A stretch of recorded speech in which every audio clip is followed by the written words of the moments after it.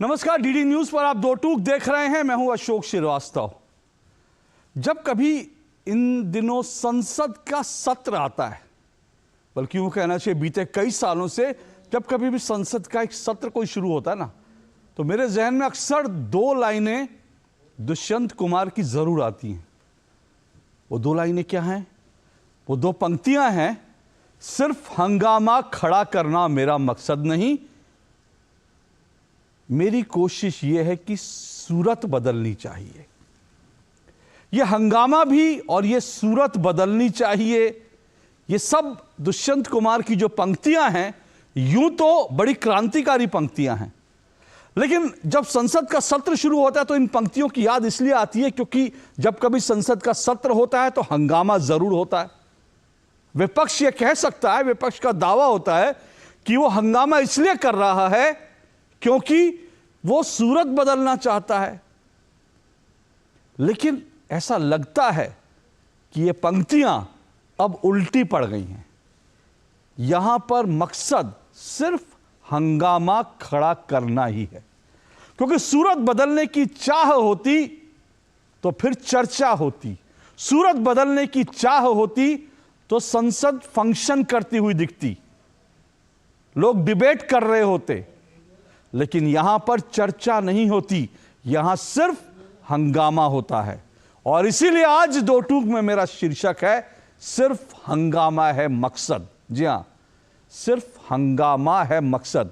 यह विपक्ष से जरूर सवाल पूछना चाहिए, क्योंकि अगर आप सिरे से देखना शुरू करें तो आपको लगातार यह दिखेगा कि बीते 2-3 सालों से जब कभी भी संसद का कोई सत्र शुरू होता है, किसी न किसी मुद्दे पर, चाहे वो पेगासस का मुद्दा हो, अडानी का मुद्दा हो, हिंडनबर्ग की रिपोर्ट हो, दूर दुनिया के किसी कोने में किसी अखबार में कोई खबर छपती है और संसद ठप हो जाती है, संसद में हंगामा होता है।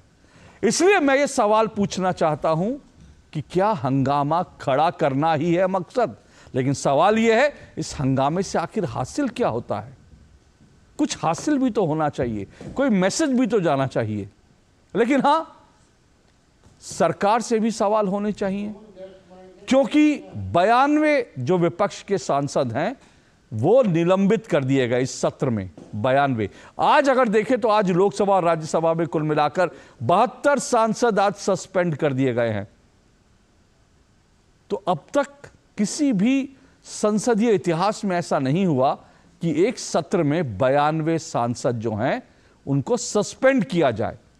तो विपक्ष से भी यह सवाल, माफ कीजिएगा, सरकार से भी यह सवाल जरूर होना चाहिए कि आखिर ऐसा क्या है कि धड़ाधड़ जो सांसद हैं वो सस्पेंड किए जा रहे हैं। विपक्ष आरोप लगा रहा है कि यह संसद के अंदर बुलडोजर चल रहा है, जिस तरह से लगातार सांसदों को निकाला जा रहा है। तो यह सवाल भी होगा, सरकार से भी सवाल होगा, लेकिन विपक्ष से भी सवाल होगा। और यह भी सवाल होगा कि जब बात समन्वय की आती है तो आखिर कौन उस समन्वय से गायब हो जाता है, कौन समन्वय के सवाल से भाग जाता है। और जब कोई समन्वय के सवाल से भाग जाता है तभी यह सवाल हमारे सामने आता है कि क्या सिर्फ हंगामा खड़ा करना ही है मकसद। इसी पर आज दो टूक करेंगे, लेकिन इससे पहले आज मैं आपको पहले यह दिखाता हूं कि किस तरह से लोकसभा और राज्यसभा दोनों जगह स्पीकर ने अपनी अपनी बात रखी, सदस्यों को मनाने की कोशिश की। आज दरअसल हंगामा किस लिए हुआ? आज क्यों? बीते 4 दिन से हंगामा यह हो रहा है कि सरकार जो है, संसद में की सुरक्षा में जो चूक हुई, जो सेंध लगी, उसको लेकर सरकार जवाब नहीं दे रही है। अब आप ही देखिए, इस पूरे मसले पर लोकसभा स्पीकर ने पूरा जवाब दिया, एक एक जानकारी दी, बताया कि दरअसल क्या चल रहा है। और उन्होंने यह भी कहा कि आगे आगे जैसे जानकारी आएगी इस मामले में और भी संवाद किया जाएगा और चर्चा की जाएगी। उन्होंने सारी जिम्मेदारी भी ली, लेकिन उसके बावजूद विपक्षी सांसद सुनने को तैयार नहीं हुए। और राज्यसभा के स्पीकर को तो यहां तक कहना पड़ा कि आप जैसे जो वरिष्ठ सांसद हैं, जिस तरह का व्यवहार कर रहे हैं, ये आपसे इसकी अपेक्षा नहीं थी। जरा सुनिए पहले स्पीकर जो जानकारी भी दे रहे हैं, लेकिन साथ साथ सांसदों के व्यवहार के आगे बेबस भी दिखाई दे रहे हैं। देखिए जरा। लोकसभा में 13 दिसंबर 2023 को जो दुर्भाग्यपूर्ण और हम सबके लिए चिंताजनक घटना घटी है, निश्चित रूप से पूरे सदन में इस पर गहरी चिंता व्यक्त की थी और इस घटना को सामूहिक रूप से भी हमने चिंता व्यक्त भी की थी और भविष्य में घटना न घटे इसके लिए भी कार्य योजना बनाने की योजना बनाई थी। उसी दिन मैंने इस विषय पर सभी नेताओं के साथ विचार विमर्श किया था और कैसे हम संसद की सुरक्षा व्यवस्था को मजबूत कर सकते हैं, उसके लिए हमारे सभी दलों के नेताओं ने बहुत ही महत्वपूर्ण सुझाव दिए थे और मेरी कोशिश है कि उन कुछ सुझावों में से कुछ में अमल हुआ है, कुछ में आपके साथ बैठकर और हम अमल करेंगे और इस घटना की एक उच्च स्तरीय जांच हो, इसकी भी हमने योजना बनाई और उसकी जांच कमेटी बनाई और उसकी जांच शुरू हो गई है। पार्लियामेंट स्तर पर भी इसके लिए एक हाई पावर कमेटी बनाई है जो संसद परिसर में सुरक्षा के विभिन्न पहलुओं की समीक्षा करेगी और किस तरीके से हम संसद की सुरक्षा को बेहतर कर सकते हैं, इसके लिए आप सबके सुझावों पर एक ठोस कार्य योजना भी बनाएंगे। सदन की मर्यादाओं को मत तोड़ें। सदन जब भी चलेगा जब तख्तियां लेकर नहीं आएंगे। मैं पुनः आपसे आग्रह करता हूं, आपका खुद का निर्णय, सामूहिक निर्णय, आपने कहा था सदन की मर्यादा को बना रखेंगे, तख्तियां लेकर नहीं आएंगे। नो, सदन की कार्रवाई आज 12 बजे तक के लिए स्थगित की जाती है। Decline to follow rules and have reduced themselves to a shouting brigade which will put to shame the entire institution of Parliament. This cannot be countenanced. The House stands adjourned to meet at 11 a.m. Tuesday, 19th December 2023. I plead with you, please leave the precincts of the House so that listed legislative work can continue. When I look at some of you, experienced people getting into that mode, we are setting a very dangerous example. We are not only not doing our duty, we are giving an example and losing our relevance. तो आपने देखा किस तरह से दोनों speaker जो हैं लोकसभा में, राज्यसभा में, उन्होंने दरअसल अपनी बात रखी, उन्होंने जानकारी भी दी, लेकिन दोनों जो हैं कहीं ना कहीं बेबस दिखे। और उसके बाद जब ये सस्पेंड करने का कदम उठाया गया तो उसके बाद किस तरह से संसद के बाहर जमकर राजनीति हुई, पक्ष विपक्ष ने कैसे एक दूसरे पर तीर छोड़े, जरा वो भी सुन लीजिए।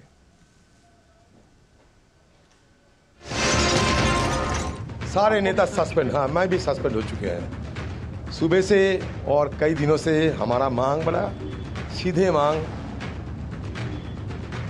कि एक तो ये कि हमारे जितने एमपीज को निलंबित किए गए उनको बहाली हो और सदन में आकर हमारे गृह मंत्री एक बयान दे। बहस किस चीज़ पर होगी? जब गृह मंत्रालय की रिपोर्ट, जांच की रिपोर्ट ही नहीं आई तो बहस किस चीज़ पर होगी? तो इसलिए ये बहस का मुद्दा नहीं है, कार्रवाई करने का मुद्दा है। और जो सरकार गंभीर है, सरकार ने जो कमेटी बनाई इसकी रिपोर्ट का विपक्ष को इंतजार करना चाहिए। I am suspended. जब काला दौर होता है ना तो तानाशाह को ऐसी ही संसद चाहिए कि जहां लोग बकरी मेमने की तरह मैं करते रहे। आपसे सवाल पूछ रहे हैं ना साहब, देश की सुरक्षा का मसला है, सिर्फ संसद की इमारत का नहीं है। देखिए, पहली बात तो जो घटक दल विपक्ष के एक साथ एक बैठक तक नहीं कर पाते हैं, वो एनडीए को उखाड़ फेंकने की बात करते हैं तो ज़रूर थोड़ा सा हास्यास्पद लगता है। ये ऐसे घटक दलों का एक गठबंधन है जो एक दूसरे को काटने की रेस में ही अग्रसर दिखाई देते हैं। कौन किसके ऊपर हावी होता है, कौन किसको नीचा दिखाता है, ये इनकी प्राथमिकता है।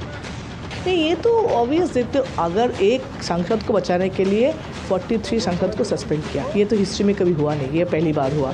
वो उनके बारे में जिसके पास से आए हैं, जिसका साइन है, जिसका प्रूफ है, उसके लिए कुछ नहीं। वो क्या प्रूफ करेंगे उसके पीछे पड़े हैं। जो प्रूव हो गया उसका बोलो।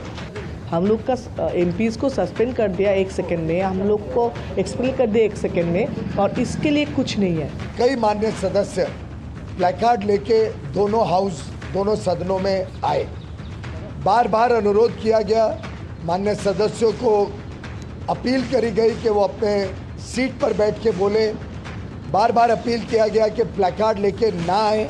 उसके बावजूद जिस प्रकार का व्यवहार रहा, उसके चलते आज माननीय लोकसभा अध्यक्ष को 33 माननीय सांसदों को सस्पेंड करना पड़ा। इस सेशन के आखिरी दिन तक राज्यसभा में माननीय 34 सांसदों को सस्पेंड करना पड़ा इस सेशन के आखिरी दिन तक। तो आपने देखा संसद का जो ये शीतकालीन सत्र है, इसका अंत अब इसी तरह से होगा। और इसी को लेकर दो टूक में आज मेरा सवाल भी है, और दो टूक में आज का मेरा सवाल जिस पर माफ कीजिएगा, जिस पर आज की चर्चा को मैं आगे बढ़ाऊंगा। मेरा सवाल है, हल्ला हंगामा, संसद में फिर हुआ ड्रामा, 92 सांसद सस्पेंड, शीतकालीन सत्र का ये कैसा एंड। जी हां, सवाल एक बार फिर सुनिए। हल्ला हंगामा, संसद में फिर हुआ ड्रामा, 92 सांसद सस्पेंड, शीतकालीन सत्र का ये कैसा एंड। जी हां, इसी पर चर्चा करेंगे। और मेरे साथ 4 मेहमान जुड़ चुके हैं। आइए चारों मेहमानों का परिचय करवा दूं। मेरे साथ चारू प्रज्ञा जुड़ चुकी हैं, बीजेपी की प्रवक्ता चारू प्रज्ञा जी जुड़ चुकी हैं। मेरे साथ कमरू चौधरी जी जुड़ चुके हैं, कांग्रेस के वरिष्ठ नेता हैं कमरू चौधरी जी। फखरुल हसन चांद जी जुड़े हुए हैं, समाजवादी पार्टी के प्रवक्ता हैं। और स्टूडियो में मेरे साथ कुमार राकेश जुड़े हुए हैं, वरिष्ठ पत्रकार हैं। संसद की कार्रवाई को बरसों से वो लगातार जो है वो उसको रिपोर्ट कर रहे हैं। चारों मेहमानों का शुक्रिया, स्वागत। शुरुआत में चारू जी आपसे करता हूँ। चारू जी, संसद में बुलडोजर चल रहा है क्या? 92 सांसद जो हैं वो एक साथ सस्पेंड हो जाते हैं। संसदीय इतिहास में आज तक ऐसा कभी नहीं हुआ। क्या ये सब हो क्या रहा है, क्यों हो रहा है, कौन जिम्मेदार है इसके लिए? अशोक जी नमस्ते, और सारे दर्शकों को भी मेरा प्रणाम। जो हुआ वो बहुत दुखद है, लेकिन जिस तरीके से सारे सांसदों ने आज अपना व्यवहार रखा संसद के प्रति, हमारे लोकतंत्र के मंदिर के प्रति, और उसके बाद वहां के सभापति के प्रति, वो उससे भी ज्यादा दुखद है। आप क्या रिप्रेजेंटेटिव्स हैं अपनी कॉन्स्टिट्यूएंसी के लोगों के, या आम गुंडे हैं जो ऊपर चढ़ रहे हैं, टेबलों के ऊपर चढ़ रहे हैं, वेल में उतर के दंगे कर रहे हैं? इनमें से कुछ सांसद वो सांसद हैं जिनको, अगर आपको याद होगा अशोक जी, हमने उस समय भी साथ में एक डिबेट किया था 2 साल पहले, मार्शल को पकड़ के मारा पीटा था, वो बेचारा मार्शल अस्पताल पहुंच गया था। देखिए, संसद के अंदर अगर सिक्योरिटी में कोई चूक हुई है, वो बहुत गंभीर मामला है। उसको एक पॉलिटिकल मुद्दा बनाकर क्या हमारे देश के ऑपोजिशन को फिर एक माहौल बनाना चाहिए था कि संसद ना चल पाए? एक और बार, आप पिछले 6-7 बार के हर सत्र को उठाकर देख लीजिए, हर बार इन सब लोगों ने मिलकर कोई ना कोई दंगा मचाया है, कोई ना कोई बदमाशी की है कि इस देश का काम, संसद का काम ना हो पाए, और रोज रोज कोई ना कोई नया उल्लंघन ये डालें, नया डिस्टर्बेंस ये करें। ये डिमांड किस तरीके की कर रहे हैं? पहले तो आप ये देखिए, इशू नंबर 1, अगर एक सिक्योरिटी ब्रीच हुई है तो जब तक वो ब्रीच ठीक से इन्वेस्टिगेट नहीं होगी, उसको डिस्कस कैसे कर लेंगे? ये पहला मुद्दा है। दूसरा मुद्दा, जब हमारे स्पीकर महोदय ने साफ ये कहा है कि ये संसद, यहाँ की सिक्योरिटी सब मेरे अंडर आती है, मुझसे बात करिए, तो वहां बदतमीजी कर रहे हैं आप, उनकी बात नहीं सुनना चाह रहे। तो मुझे तो कभी कभी ऐसा लगता है, चाहते थे इंडिया अलायंस के ये सारे सांसद कि हमको कर दीजिए सस्पेंड, ये चाहते थे, इसको अब ये मुद्दा बना के ये हल्ला मचाएंगे, क्योंकि इनको इस बार भी फिर से संसद नहीं चलने देनी थी। ओके, तो आप कह रही हैं कि दरअसल जो विपक्ष है, इंडिया अलायंस जो है, वो चाहता ही नहीं कि संसद का सत्र चले। और ठीक है, बिल्कुल ये आपका आरोप अपनी जगह है, क्योंकि ये इस बात को लेकर इसमें कोई इनकार नहीं कर सकता कि इससे पहले जितने लगातार हमने सत्र देखे, हर बार कोई ना कोई मुद्दा जरूर उठा। लेकिन कमरू चौधरी जी, 92 सांसद सस्पेंड हुए, ये दुर्भाग्यपूर्ण है। और नहीं होना चाहिए था। लेकिन संसद के अंदर जो हो रहा था, हमने स्पीकर को सुना किस तरह से वो लगातार प्लीड कर रहे थे, उसके बावजूद अगर उनको कुछ सुनने को तैयार नहीं था, तो आपको नहीं लगता कि उनके पास क्या चारा था फिर? ये सिक्योरिटी ब्रीच का मामला आप समझते हैं कि एकमात्र इशू है जिसका वजह से ऑपोजिशन इतना गरमाया हुआ है, तो आप गलत हो। इतिहास दौरान मतलब एक इतिहास का पन्ना पलट कर मैं 1989 में ले जाना चाहता हूं, जहां पे 63 एमएलए एमपी सस्पेंड हुए थे पार्लियामेंट में हमारा, और मुद्दा था ठक्कर कमेटी का रिपोर्ट जो इंदिरा गांधी का असोसिएशन का था, वो प्लेस हुआ था पार्लियामेंट में। उस वक्त राजीव गांधी का सरकार में 400 प्लस एमपीस थे, और ठीक वही हंगामा के बाद में 7 दिन के लिए सस्पेंड हुए। ये नहीं है कि पूरा सेशन के लिए सस्पेंड हो गए, सिर्फ 7 डेज के लिए सस्पेंड हुए। लेकिन उसके तुरंत बाद इलेक्शन हुआ और हम सब जानते क्या हुआ, कांग्रेस का सरकार धरास्ट। आज उसी तरीका से आज आपके पास में देश ने, जनता ने आपको एक बहुमत दिया, बहुत हेवी मेजोरिटी में आपने सरकार में हो, तो आपका क्या फर्ज बनता है, किस तरह से पार्लियामेंट को चलाया जाए, वो आपका मुद्दा है। ऑपोजिशन हमेशा ही पार्लियामेंट को ओन करता है, और पार्लियामेंट सरकार का कभी नहीं होता है, वो ऑपोजिशन का होता है। अगर हम जब फार्मर्स लॉ का बारे में हम बिल ला रहे थे सरकार, तब हम डिमांड कर रहे थे कि उसमें चर्चा हो, आपने इनकार कर दिया। आप जब वही फार्मर्स लॉ को जब वापस ले रहे थे, तब हमने बोला कि चर्चा कीजिए, आप नहीं, हम नहीं चर्चा करेंगे, हम वापस ले ली। तीनों फार्म लॉ को एक बैग वापस ले लिया। अब जब हम बोले कि इतना गंभीर मुद्दा अदानी को लेकर आप चर्चा करो, अदानी हिंडनबर्ग रिपोर्ट का बेसिस में, आपने बोला कि नहीं हम नहीं चर्चा करेंगे। क्यों करेंगे? वहां सेम इश्यूज हुआ पेगासस का मामले में, जो कि एक देश सुरक्षा का मैटर था।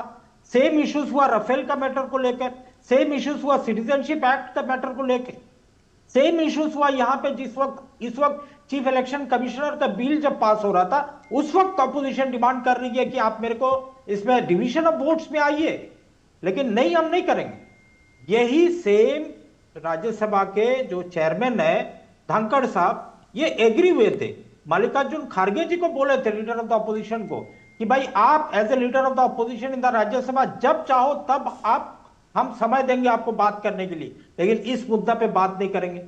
अच्छा एक चीज बताइए अशोक जी, ये सब छोड़ दीजिए मैटर, ये मुद्दा में हम नहीं जा रहे, कोई मुद्दा पे बीजेपी सरकार डिस्कशन करना ही नहीं चाह रही, हम मानकर चल रहे। आप ये बताइए, क्या होम मिनिस्टर पार्लियामेंट से बड़े हो गए, जो टीवी स्टूडियो में बैठकर, टॉक शो में बैठकर पार्लियामेंट अटैक पे बात कर सकते हैं, लेकिन सदन का इसमें आकर वो बयान नहीं दे पा रहे, ओके, कोई आलोचना नहीं कर पाते। नहीं, मेरा बात खत्म कर लीजिए। ठीक है, नहीं, आप जो विषय उठा रहे हैं वो मैं जरूर उठाऊंगा, मुझे उससे कोई दिक्कत नहीं, आपने जो वैलिड, लेकिन एक चीज आप अपने आगे बात करें, एक चीज मैं सिर्फ दुरुस्त कर दूं, जो आपने सारी बातें कही, जो आपने तमाम बातें की, मैंने आपको फैक्चुअली जहां सही थे मैंने आपको नहीं टोका, जो सवाल उठ रहे हैं उन पर भी मैं चर्चा करूंगा।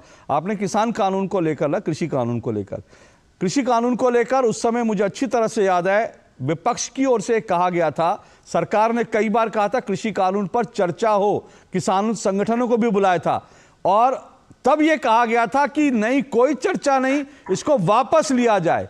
जब वापस ले रही थी सरकार, तब विपक्ष ने कहा अब इस पर चर्चा हो, तो सरकार ने कहा, आप लोग कह रहे थे बिना चर्चा के पास हो, वापस हो, तो वापस हो गया, अब किस बात की चर्चा हो। बहरहाल ये एक कंटेक्स्ट था जो मुझे अशोक जी सदन में किसान का जो बिल है, वो किसान में किस तरह से लाया गया, ऑर्डिनेंस का जरिया या तो फिर बिल का जरिया, ये आप बताइए। ठीक है, ऑर्डिनेंस का जरिया लाया, ठीक है। ऑर्डिनेंस को लाना मतलब क्या हो गया कि कानून 6 महीना तक लागू है। तो गणतंत्र, यहाँ पे डेमोक्रेसी का हत्या, पार्लियामेंट्री डेमोक्रेसी का हत्या हुआ है कि नहीं हुआ? अगर आप पार्लियामेंट को चलते हुए आप ऑर्डिनेंस पास करके बिल को ला रहे हो, और जब डिस्कशन का मौका आता है, रेटिफिकेशन का मौका आता है, तब अपोजिशन का बोलते हैं चलो डिस्कस कर लो। क्यों करेंगे? जब वापस आपको लेना पड़ा, तब आप अपोजिशन का डिमांड को क्यों वापस ले रहे हो? इस पर डिस्कस करो ताकि कुछ नया पॉइंट्स आए। नहीं, क्योंकि आपके पास 400 पार एमपीस है पार्लियामेंट में, आप जो मर्जी वो कर लो पार्लियामेंट के अंदर में। अरे एक चीज अशोक जी, आपने सुना था एक मजाक कि नॉर्थ कोरिया एक डेमोक्रेसी है, ईरान एक डेमोक्रेसी है, कि आप हिंदुस्तान को भी उसी टाइप का नॉर्थ कोरिया और ईरान का डेमोक्रेसी बनाना चाहते नहीं हैं? नहीं नहीं ये धर्म का बात है। नहीं मैं आपकी इस बात से नहीं मैं आपकी इस बात से सोशल मीडिया में नहीं मैं आपकी इस बात से नहीं कमरू जी मैं आपकी इस बात से नहीं कमरू जी इतने जीवंत लोकतंत्र को आप अगर उत्तर कोरिया और बाकी देशों से मैं इसको स्वीकार नहीं। सुनिए अभी सुनिए मेरी बात सुनिए नहीं अभी तो सुनिए अभी 5 राज्यों में चुनाव नहीं कमरू जी दिक्कत कमरू जी एक मिनट सुनिए दिक्कत पता है कि अभी 5 राज्यों में चुनाव हुए हैं जहां पर आप लोग जीत जाते हैं, विपक्ष जीत जाता है, वहां कहते हैं कि डेमोक्रेसी सुरक्षित है। जहां जहां हारते हैं वहां ईवीएम आपको खराब लगता है। अभी तो मैं देख रहा था, अभी पी चिदम्बरम साहब का बयान आया है, वो कह रहे हैं कि उत्तर भारतीय और जो मध्य भारत के लोग हैं वो anti Christian anti Muslim politics, उन्होंने सीधा एक बार फिर से पी चिदम्बरम ने इन चुनाव को लेकर कह दिया उत्तर भारत और मध्य भारत के लोग खराब हैं।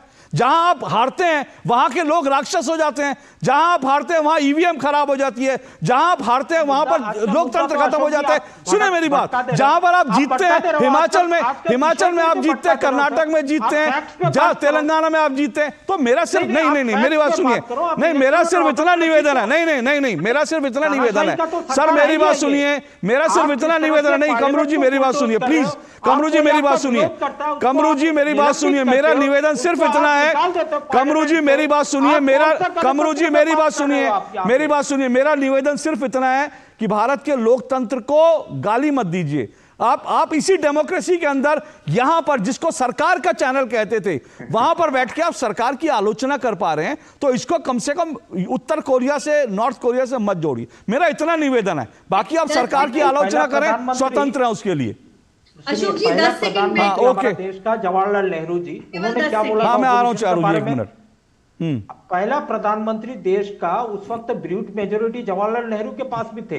उन्होंने क्या बोला था कि हमको एक बहुत बुलंद ऑपोजिशन का जरूरत है जो इस देश को आगे बढ़ा के ले जाए। सर ये तो मोदी जी भी बोलते हैं। नहीं मोदी जी का अंतर है, ये तो मोदी जी भी बोलते हैं कि हमको मजबूत विपक्ष चाहिए। आज भी बोले मोदी जी, आज भी क्या बोले इसको समझने का जरूरत है। उनका ये गुलामी का मानसिकता से अब हिंदुस्तान आजाद हुआ, यानी कि 2014 से बाद में गुलामी का मानसिकता। कमरू जी प्लीज, कमरू जी सुनिए, अब मैं कमरू जी सुनिए, गुलामी की मानसिकता से अब मैं इसमें जाऊंगा ना तो सुनिए, मैं पूरा विषय मैं बदल दूं और मुझे उसमें कोई दिक्कत नहीं है। गुलामी की मानसिकता, सुनिए मेरी बात, नहीं कमरू जी, गुलामी की मानसिकता से कैसे हिंदुस्तान आजाद हो रहा है उसमें कहने में मुझे कोई दिक्कत नहीं है, लेकिन मेरा आज का विषय नहीं है। सुनिए मेरी बात, अरे कमरू जी मेरी बात सुनिए, कमरू जी मेरी बात सुनिए, आप विद्वान पुरुष हैं, मैं मानता हूं आप 10 तरह के ट्विस्ट दे सकते हैं, ठीक है, लेकिन जिस तरह 10 तरह के ट्विस्ट देंगे तो यहां बाकी लोग भी विद्वान हैं, वो भी 10 तरह की बात कर सकते हैं। मेरा मानना यह है कि भारत गुलामी की मानसिकता से कैसे आजाद हो रहा है, इस पर हम किसी और दिन डिबेट कर लेते हैं, कोई दिक्कत नहीं। आज के विषय पर चर्चा कर लेते हैं। चारू जी रिस्पॉन्ड कीजिए जल्दी से आप। जी ऐसा है, इस देश में एक मजबूत विपक्ष होना चाहिए, ये बिल्कुल ठीक बात है, लेकिन उस मजबूत विपक्ष को बनाना पक्ष की जिम्मेदारी और पक्ष का काम नहीं है। तो अगर आप जमीन पे मेहनत नहीं करते, जनता के प्रति सच्चे नहीं रह सकते और इसलिए आप बार बार चुनाव हारते हैं, तो इसकी जिम्मेदारी किसी और की नहीं है, वो आपकी है। और अगर सारी गलती ईवीएम की थी तो क्यों कांग्रेस के हाई कमांड में जाके मध्य प्रदेश में सबकी ऐसी की तैसी कर दी और बड़े बड़े नेताओं को उठा के परे कर दिया? तो आप भी सच्चाई जानते हैं, जनता आपके साथ नहीं थी, ईवीएम का तो बहाना है। ओके मैं मुझे एक छोटा सा ब्रेक लेना, 1 मिनट में छोटा सा ब्रेक लेना, उसके बाद बाकी 2 मेहमानों के पास भी आऊँगा। मुझे लगता है विपक्ष को और कुछ नहीं, हालांकि जो मैंने चिदम्बरम साहब का जो बयान बताया, जो उन्होंने नॉर्थ और मध्य भारत के लोगों को जिस तरह से उन्होंने डिवाइड करने की और जिस तरह से उनको अपमानित किया, मैं उसमें उसको छोड़ करके अगर कहूँ तो आप सोचिए, चिदम्बरम ने खुद कहा, उन्होंने कहा कि बीजेपी जिस तरह से लगातार काम करती है उससे सीख लेने की जरूरत है। मुझे लगता है विपक्ष को कुछ चीजें सीख लेनी चाहिए, इलेक्शन पॉलिटिक्स खास करके कैसे, क्योंकि चिदम्बरम खुद कह रहे हैं और वो बीजेपी के नेता नहीं है। बहरहाल, लेकिन मेरी कुछ बातों में चिदम्बरम साहब के बयानों से आपत्ति है, वो रहेगी, लेकिन इस ब्रेक को आगे बढ़ाऊंगा, इस ब्रेक के बाद इस डिबेट को आगे बढ़ाऊंगा, इस ब्रेक के बाद लौट रहा हूं मैं। जी बने रहिए मेरे साथ।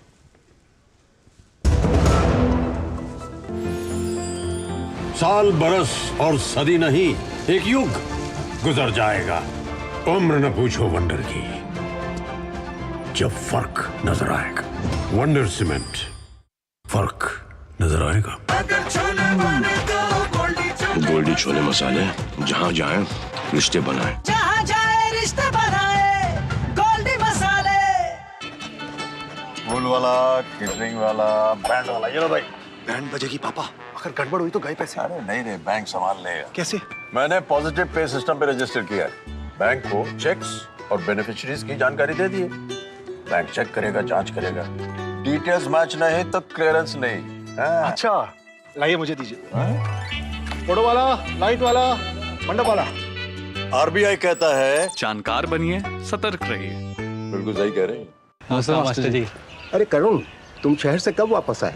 परसों आया मास्टर जी, माँ का बार बार फोन। अच्छा गिरधर, तुमने जो जानकारी दी उससे मेरे बेटे का काफी भला हुआ। Thank you sir. यार गिरी, तो पॉपुलर बन गया तू? पॉपुलर नहीं यार, डिस्ट्रीब्यूटर बन गया म्यूचुअल फंड्स का। मैं इन सभी की मदद करता हूँ, उनका भला होता है तो वो दुआ देते हैं। वाह यार। अगर आप भी मेरी तरह म्यूचुअल फंड्स डिस्ट्रीब्यूटर बनना चाहते हैं तो चाहिए mfdkareshuru.com पर। तो करें शुरू। लाइफ में फाइनेंशियल आजादी के लिए एनपीएस जरूरी है। रिटायरमेंट में फाइनेंशियल आजादी रहे जारी, एनपीएस से आज ही करें तैयारी। एनपीएस जरूरी है। अब क्या देख रहे हो पापा? तुम कहते हो ना कि स्टॉक मार्केट में बहुत सोच समझकर इन्वेस्ट करना चाहिए, बस थोड़ा सा ज्ञान ले रहा हूँ। किससे? हर एक स्टॉक्स एक्सपर्ट है, मस्त एजुकेशनल वीडियोस बनाता है और अच्छी इन्वेस्टमेंट की टिप्स भी देता है। पापा, इन वीडियोस पे ना जाएं, अपना रिसर्च खुद करें या सेबी रजिस्टर्ड इन्वेस्टमेंट एडवाइजर से संपर्क करें। एजुकेशन के नाम पर कुछ इन्फ्लुएंसर्स अक्सर इन्वेस्टर को मिसगाइड करते हैं, नुकसान आपका होगा। सोच कर, समझ कर, इन्वेस्ट कर। दादी, आज भी आपकी चाय की दुकान बंद थी? 1 महीने से बीमार हूँ, काम बंद और इलाज का खर्चा अलग। आयुष्मान कार्ड नहीं बनवाया? नाम सुना है, कहाँ बनवाना है, कैसे बनवाना है, इस उम्र में भाग दौड़। कार्ड अभी बन जाएगा। आयुष्मान ऐप पर जाकर अपना या परिवार के सदस्य का नाम लाभार्थी सूची में ढूंढें, आधार, ओटीपी या फेस ऑथ द्वारा ऑथेंटिकेट करें, डिटेल्स भरें, अब मोबाइल से फोटो खींचकर अपलोड करें। बन गया। अब ठीक होकर अपने हाथ की चाय पिला दो। और एक प्रकार से पीएम जय अब गरीबों की जय बन गई है। 5 लाख तक के मुफ्त उपचार की गारंटी, स्वास्थ्य का वरदान आयुष्मान। दो टूक आप देख रहे हैं, दो टूक में हम चर्चा कर रहे हैं। सिर्फ हंगामा है मकसद सवाल, इसलिए क्योंकि संसद में एक बार फिर से हंगामा शुरू हो गया है। तो अगर सवाल विपक्ष से है कि हंगामा ही क्यों कर रहा है वो, तो सरकार से भी सवाल है कि अब तक 92 सांसद सस्पेंड कर दिए गए। लोकसभा के इतिहास में, संसद के इतिहास में आज तक इससे पहले कभी नहीं हुआ। ऐसा क्यों हो रहा है, इसी पर चर्चा कर रहे हैं। 4 मेहमान मेरे साथ जुड़े हैं। चारू प्रज्ञा बीजेपी से, कमरू चौधरी कांग्रेस के नेता हैं, फखरुल हसन चांद समाजवादी पार्टी के प्रवक्ता हैं, कुमार राकेश वरिष्ठ पत्रकार हैं। फखरुल हसन चांद जी, हम तो ये देखते नहीं विपक्ष और सरकार के बीच या विपक्ष और स्पीकर के बीच बंद दरवाजों में क्या बैठकें होती हैं, लेकिन जो संसद में होता है वो दिखता है। तो आज भी बार बार जो है लगातार ये बयान जो है स्पीकर की ओर से दिया जा रहा था कि भाई हम सब लोग इस बात पे राजी हुए थे कि प्ले कार्ड लेकर ना आए। सब लोगों ने कहा था कि हाँ प्ले कार्ड लेकर नहीं आएंगे, लेकिन उसके बावजूद भी जो है सदस्य प्ले कार्ड लेकर आते हैं, टेबलों पर चढ़ जाते हैं। तो फिर आखिर स्पीकर के पास क्या विकल्प है, क्या करे स्पीकर, सदन कैसे चलाए? अशोक जी देखिए, स्पीकर के साथ हमारी क्या बातचीत हुई शायद हमें भी नहीं पता होती है, आपको भी नहीं पता होती है। उत्तर प्रदेश का जब विधानसभा सत्र था तो यहाँ भी विधानसभा अध्यक्ष थे। जब समाजवादी पार्टी ने कहा कि नहीं सत्र बड़ा होना चाहिए तो उस पर कोई राजी नहीं हुआ था। हाँ, इस पे जरूर राजी हो गए थे कि तख्तियां लेके नहीं आना है, फोन लेके नहीं आना है। वही काम लोकसभा और राज्यसभा में भी हो रहा है। आप नियम बना देते हैं, नियम क्या केवल विपक्ष के लिए है? आप विपक्ष के लिए नियम बनाना चाहते हैं, बोलने की आजादी खत्म कर देना चाहते हैं।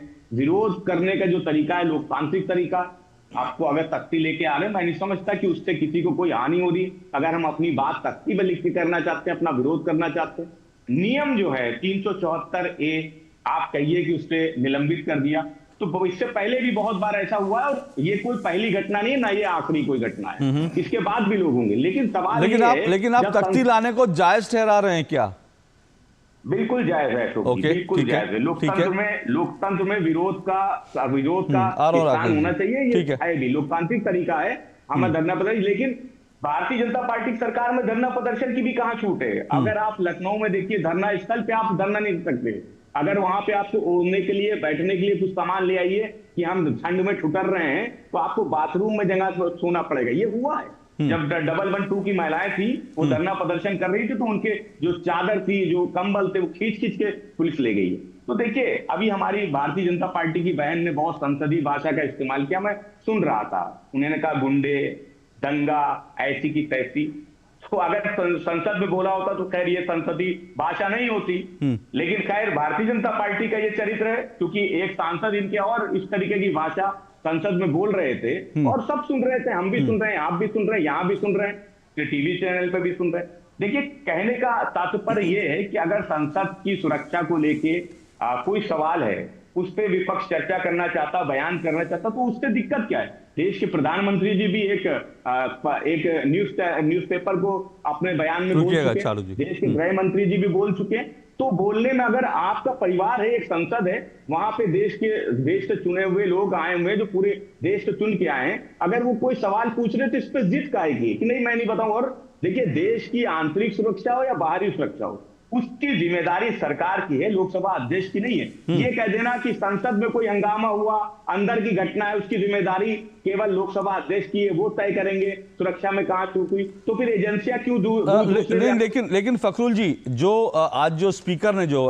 उनका ओपनिंग अगर रिमार्क में मैंने तो थोड़ा चलाया, वो करीब 10 मिनट तक बोले थे। उन्होंने एक एक चीज की जानकारी दी कि क्या क्या हो रहा है, कौन सी कमेटी बनी है और किस तरह से होगा, ये उन्होंने सारी विस्तार से जानकारी दी है। अगर कहीं होम मिनिस्ट्री बनी है, वो होम मिनिस्ट्री की कमेटी जांच कर रही है, संसदीय समिति जांच कर रही है, संसद के सुरक्षा अधिकारी जांच कर रहे हैं, तो कम से कम वो जांच तो पूरे होने दे, उसके बाद अगर चर्चा करें तो समझ में आता है। अशोक जी होता क्या है, इसके पीछे आप जाइए तो कई बार ऐसी घटनाएं हुई जब लोकसभा अध्यक्ष ने जो सत्ता पक्ष के सांसद थे उन पे कार्रवाई नहीं की।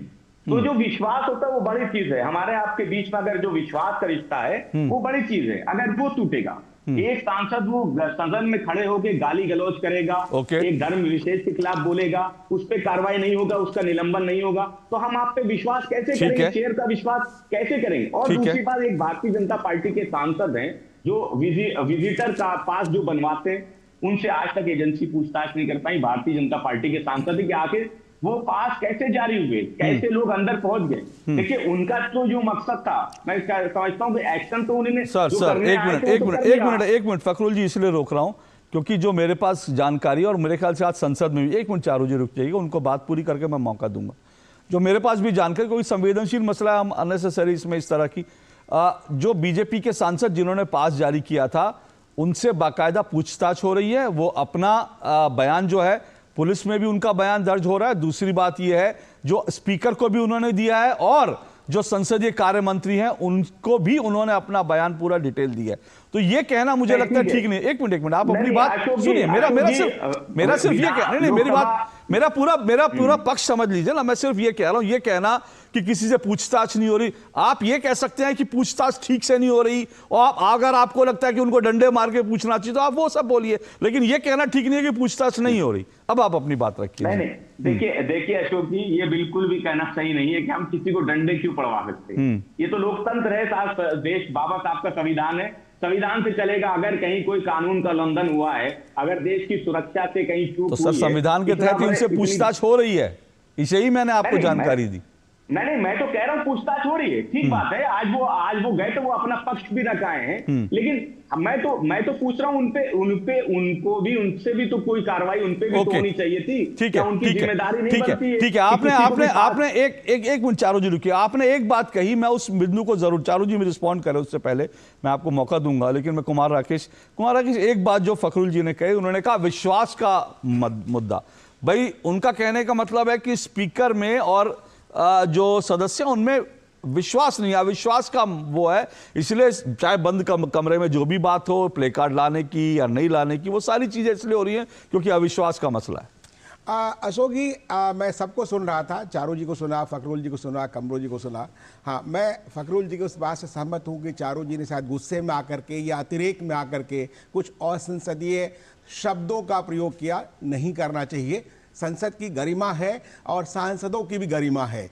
तो एक भाजपा की वो प्रवक्ता है, तो भाजपा राष्ट्रवादी पार्टी है, राष्ट्रवादी मूल्यों को समझती है, तो उनको इस बात को गंभीरता समझना चाहिए। वैसे भी मैं 91 से संसद कवर कर रहा हूं। ओके, एक मिनट सिर्फ रोकूं, मैं 1 मिनट सिर्फ रोकता हूं, मैं सिर्फ 1 मिनट रोकता हूं। चारू जी जरूर उस पर रिस्पॉन्ड करना है, लेकिन चारू जी 1 मिनट रुकिए, आप जरूर।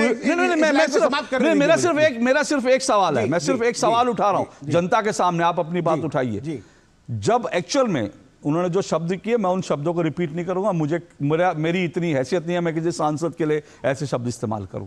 लेकिन जब हम एक सांसद को एक मार्शल की गर्दन पकड़ के उसका मुक्का मारते हुए देखते हैं, तो मुझे लगता है देश की जनता जो है शायद वही सोचती है जो चारू प्रज्ञा ने कहा। अगर एक सांसद किताब पे चढ़ के, 1 मिनट रुकिए सर, 1 मिनट रुकिए, 1 मिनट रुकिए, 1 minute please, Fakhrul ji 1 minute रुकिए, Fakhrul ji 1 minute, Fakhrul ji 1 minute, Fakhrul ji 1 minute, Fakhrul ji 1 minute, Charu ji Fakhrul ji please रुकिए, फखरुल जी प्लीज रुकिए, फखरुल जी प्लीज रुकिए, आपने अपनी बात पूरी कर ली, फखरुल जी आपने प्लीज अपनी बात पूरी कर ली। मैं राकेश जी को रोका है, फखरुल जी मैंने राकेश जी को रोका, उनकी टर्म है। 10 सेकंड में अपनी बात कह बोलिए मैं चारू जी 1 मिनट आता हूँ, तुरंत आपके पास आता हूँ। लोकसभा के अंदर जब वो 2 युवक कूदते हैं तो उनको पकड़ने वाला कोई सत्ता पक्ष का नहीं होता है, विपक्ष। अरे सर ये अनावश्यक, ये अनावश्यक, ना ये अनावश्यक है, ना ये गलत है, ये गलत है, ये गलत है, ये गलत है। मैं फिर कह रहा हूँ, अगर आपने अगर उस समय 1 मिनट, अब सबकी आवाज नीचे कीजिए, सबकी आवाज नीचे कीजिए प्लीज, सबकी आवाज नीचे कीजिए please. 1 minute Rakesh ji please, सबकी आवाज नीचे कीजिए। चारू जी मैं 1 मिनट मौका दूंगा, सिर्फ 1 मिनट।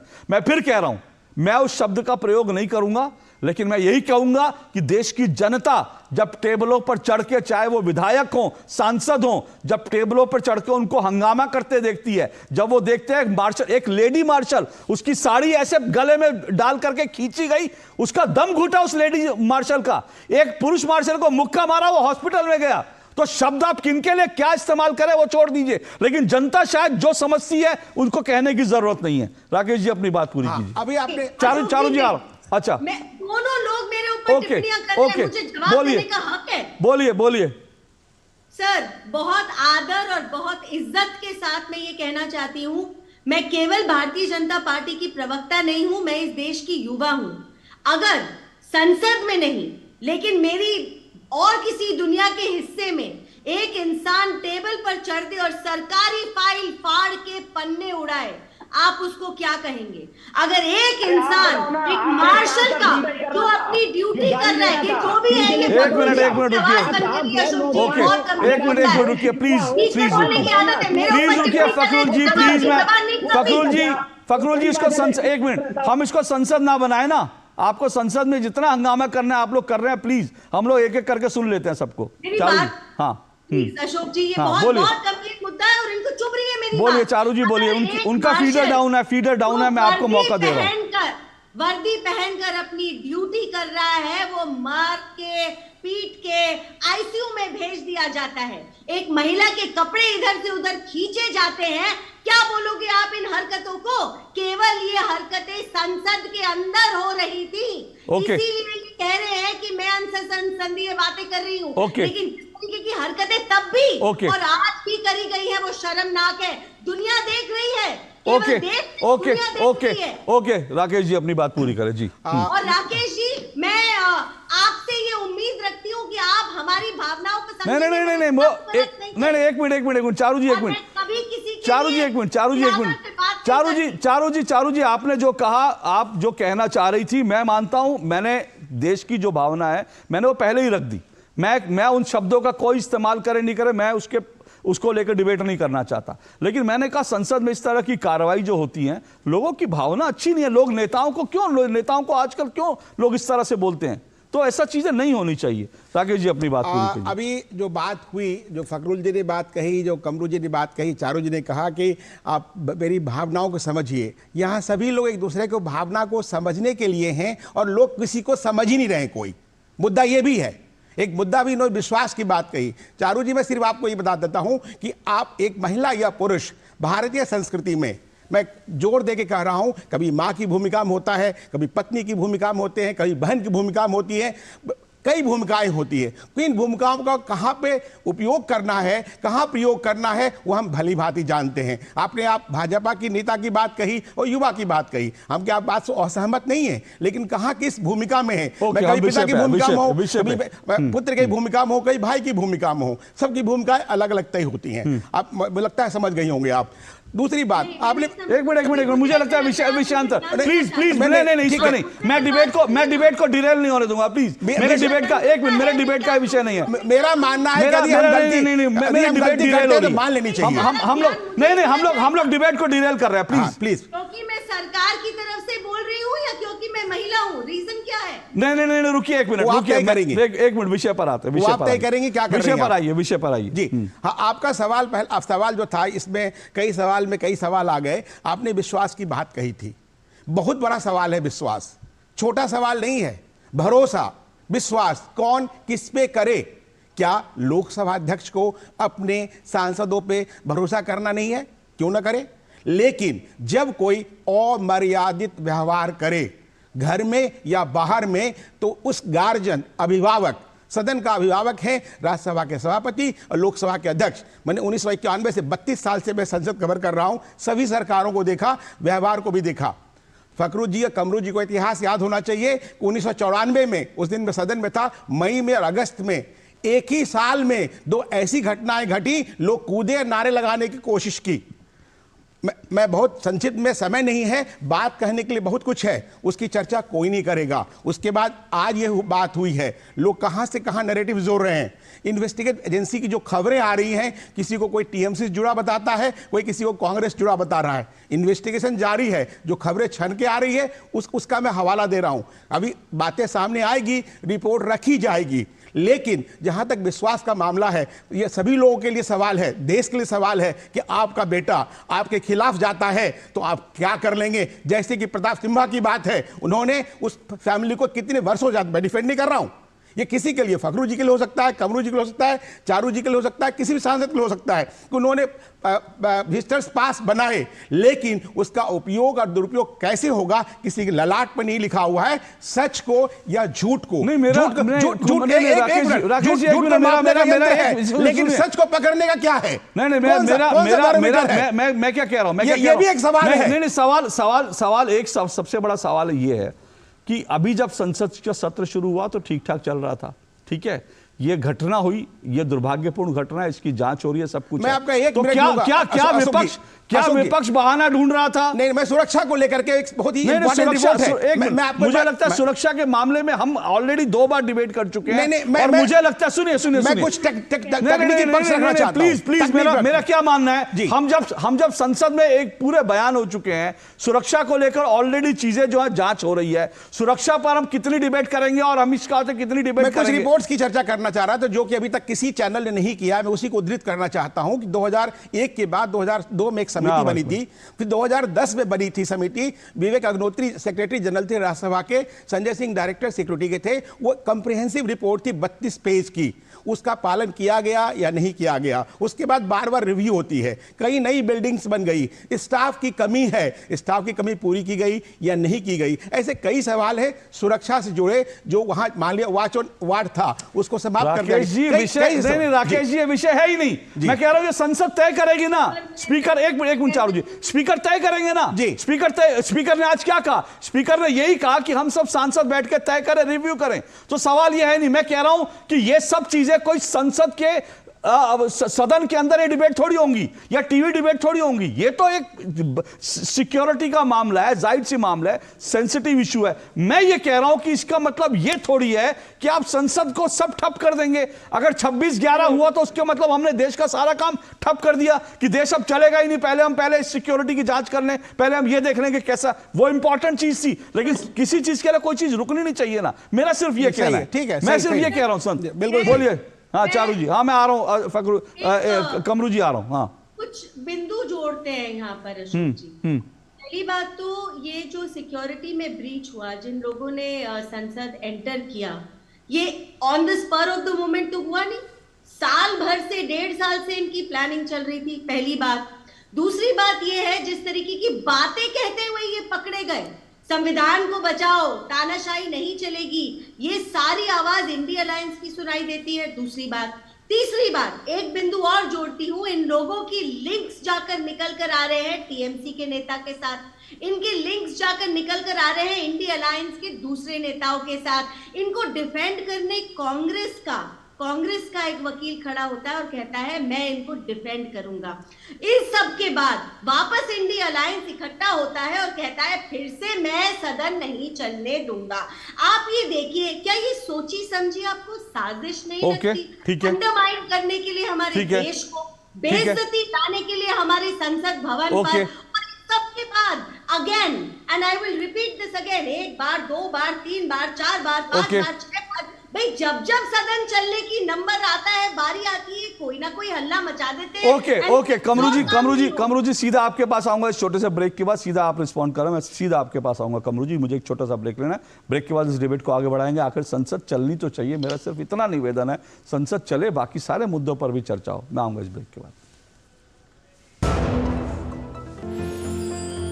साल बरस और सदी नहीं, एक युग गुजर जाएगा, उम्र न पूछो वंडर की, जब फर्क नजर आएगा।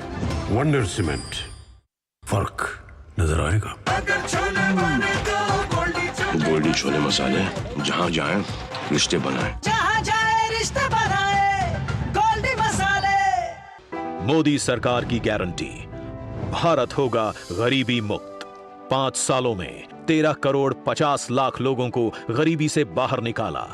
हमारा संकल्प, विकसित भारत। Congrats यार। राज, तू क्या करेगी? I have cleared my exams. मैं म्यूचुअल फंड डिस्ट्रीब्यूटर बनूंगी।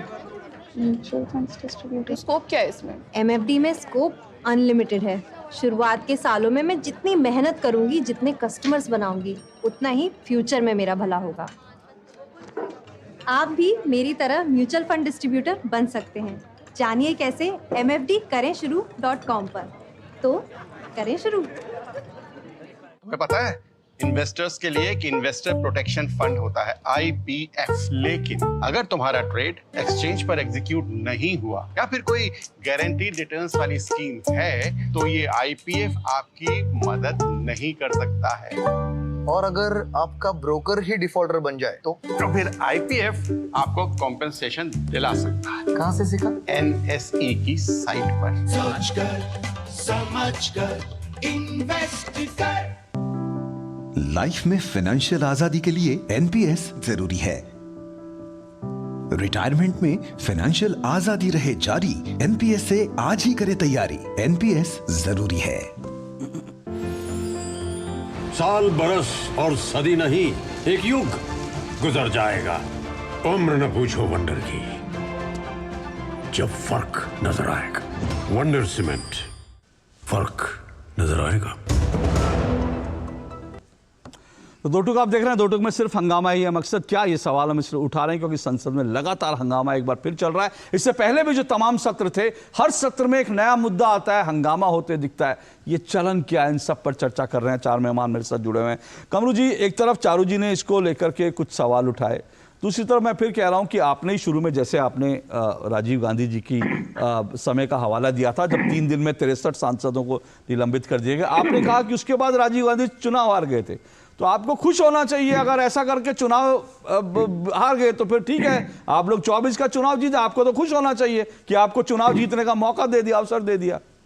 नहीं, चारू जी यहाँ पे प्रवक्ता है भारतीय जनता पार्टी के, विश्व के सबसे बड़ा पॉलिटिकल पार्टी का, उनको थोड़ा सा इतिहास दोहराने का जरूरत है, इसीलिए मैं ये बात का उदाहरण लाया यहाँ पे। लेकिन उन्हीं का दल का वरिष्ठ नेता स्वर्गीय अरुण जेटली का एक स्टेटमेंट भी उनको याद दिला दूं, 2011 में, जिन्होंने उस वक्त यूपीए सरकार में थी, भाजपा अपोजिशन में थी, आए दिन ऐसे ही हंगामा होता था, पार्लियामेंट में कामकाज ठप हो जाता था, तो उन्होंने ये सफाई दिया था कि पार्लियामेंट का काम है कुछ बिजनेस करना, वहां पे कुछ बिल्स वगैरह पास करना वहां पे होता है, लेकिन जब गवर्नमेंट इस पार्लियामेंट्री डेमोक्रेसी को ओवररूल करके अपना मनमानी करके बुलडोज करना चाहती है पार्लियामेंट को, तो इस तरह का पार्लियामेंट्री ऑब्स्ट्रक्शन भी जरूरी होता है।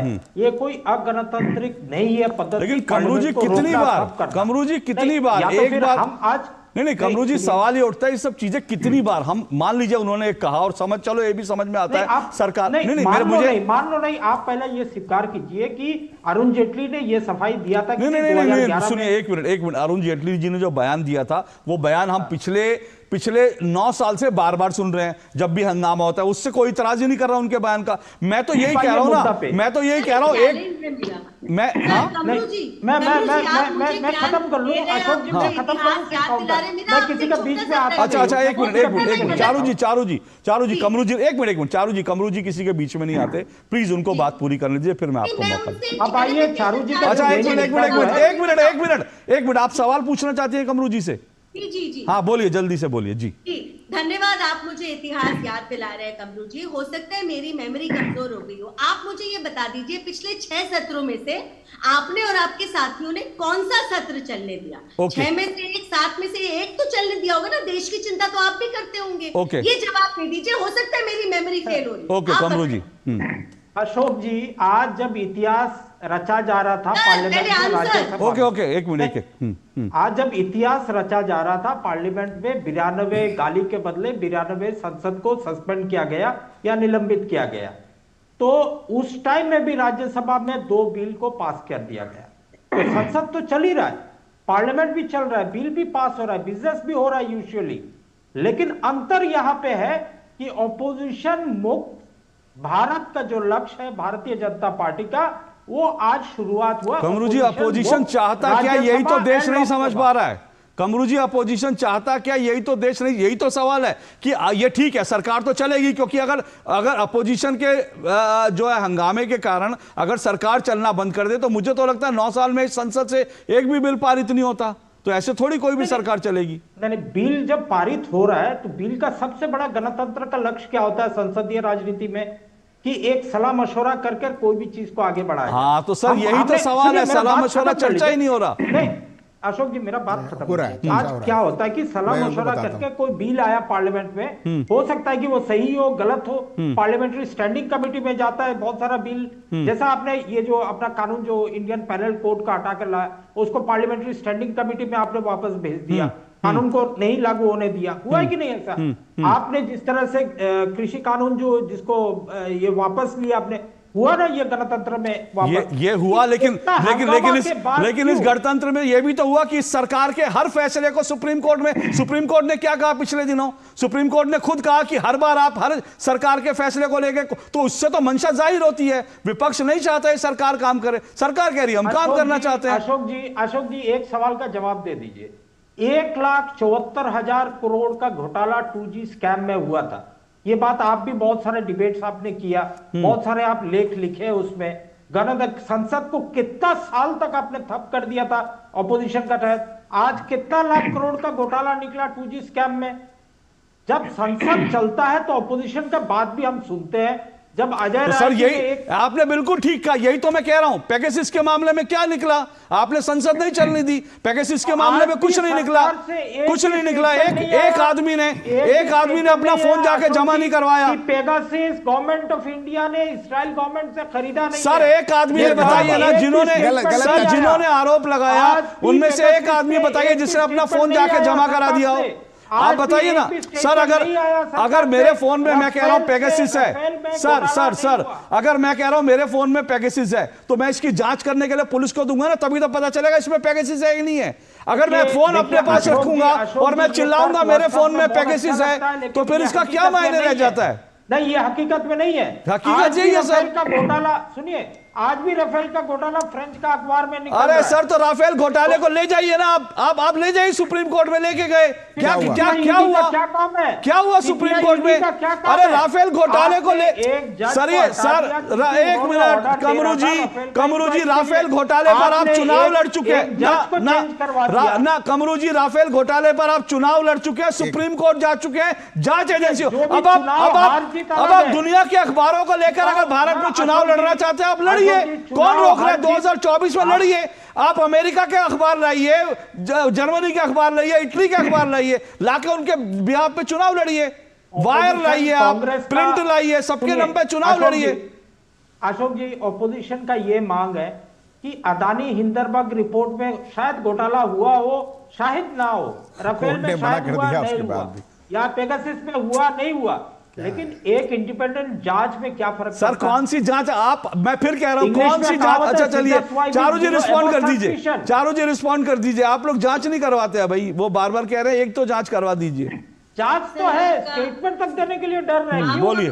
पार्लियामेंट जाए। Okay okay okay okay okay, Charu ji respond कर दीजिए जल्दी से। सर्वोच्च न्यायालय पर तो है, और आप ही के पार्टी के नेता राहुल गांधी जी को सर्वोच्च न्यायालय के कहने पर राफेल के मामले में माफी मांगनी पड़ी थी झूठ फैलाने के लिए।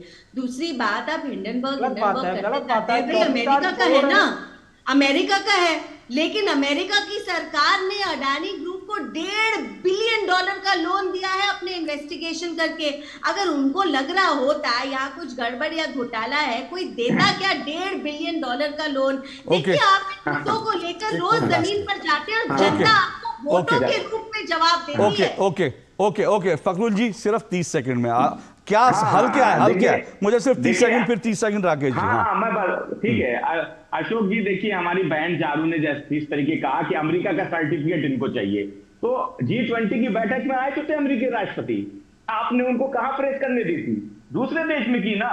तो अमेरिका का सर्टिफिकेट ना आप दीजिए ना कोई दूसरा दे। और देखिए, बात वही है विश्वास की, जो मैंने शुरू में कही थी। हमें भरोसा कैसे हो? ना सरकार पे भरोसा रह गया और ना लोकसभा अध्यक्ष जी पे भरोसा रह गया। कुमार राकेश, बात भरोसे की है, भरोसा नहीं है सरकार और विपक्ष में। बहुत अच्छी बात कही फखरुल जी, भरोसे की है, परस्पर विश्वास की है, परस्पर एक दूसरे पे आस्था की बात है। लेकिन सबसे बड़ी आस्था है संसद के प्रामाणिकता पे आस्था। संसद जो एक लोकतंत्र का मंदिर है, जहां पे सभी लोग आते हैं और वहां पे आम जन के लिए प्रे करते हैं, उनकी पॉलिसी बनाते हैं। लेकिन दुख की बात है जो विपक्ष है, जो इतने दिनों से कर रहा है, मैं कोट करूंगा प्रधानमंत्री नरेंद्र भाई मोदी को कि ठीक है, आप मेरी खिलाफत करो, मेरी पार्टी की खिलाफत करो, हमारी पॉलिसी की खिलाफत करो, लेकिन देश की खिलाफत मत करो। कम से कम ये नहीं होनी चाहिए। सबसे बड़ा मुद्दा यही है।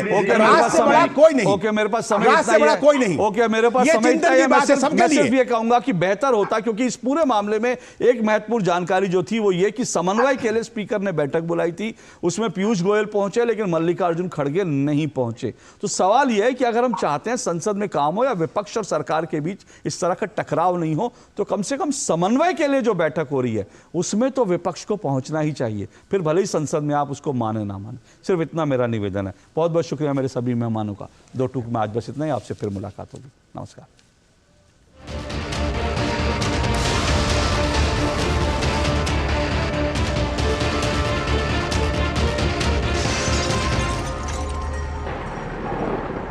दो टूक के